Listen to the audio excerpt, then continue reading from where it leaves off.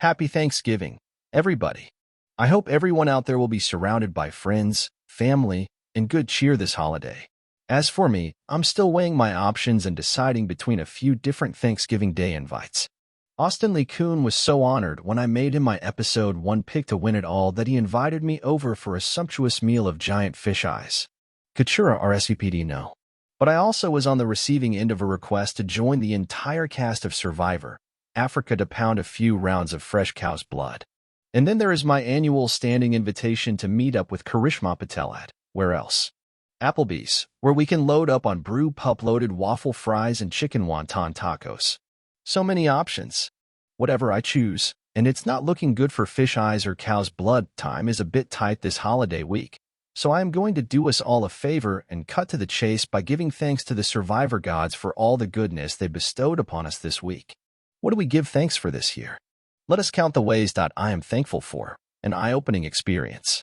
Sure, it has been fun, and, at times, hilarious, to see Bruce annoying everyone, not just Katurah, while being completely oblivious as to how he was being perceived.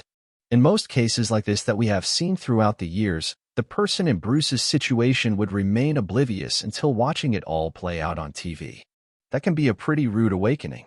You go out there, you play Survivor, and you see the game and experience through your own eyes. Then, you get back, months pass, and you now watch the game play back on TV through the eyes of others. It can be jarring, to say the least. Rarely do we get to see someone react to this experience in real time, but that is exactly what we got this week with Bruce. As interesting as it was watching Jake wake up and realize how bad I was reading people, and how intriguing it was seeing Kendra console herself on the beach after losing her island bestie. By far the most engrossing element of the post-tribal scene was Bruce being told that not only did his number one, Kelly, want him out, but that she felt like she was under house arrest, playing with him because of his domineering ways. This led to a scene of ultimate introspection. Look, it's been a bit of a rough go for Bruce.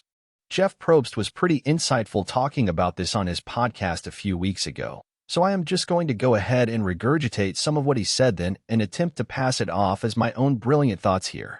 But as terrible as what happened to Bruce last season was in injuring himself in the first 5 minutes of the game, he left with everybody loving him. Everybody. He had such bad luck out of the gate that both Survivor players and fans rallied around him. But that's not how Survivor tends to work. Now that he is playing for longer than 12 hours, Bruce is learning that this complex social game tends to also lead to more complex relationships and reactions. He is also learning that Survivor can be as emotionally painful as it is physically. Bruce could have gone two ways with this news that Kelly was annoyed while working with him. He could have just gotten defensive and blamed her. Or he could take a deep look within himself to see if there was something to Kelly's words after all. Bruce talked about how he was treating Kelly in the same way he treats his daughter, causing him to not only confront his social approach in a reality television game, but confront his entire life in the way he talks to his own family. A devastated Bruce said he was going to ask his wife and daughter when he got home, "Am I overbearing?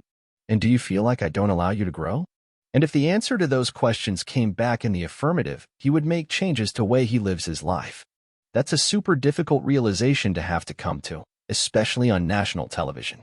And it provided a much clearer, fuller portrait of the man than the gruff and oblivious commander and demander we have seen over the past 2 months.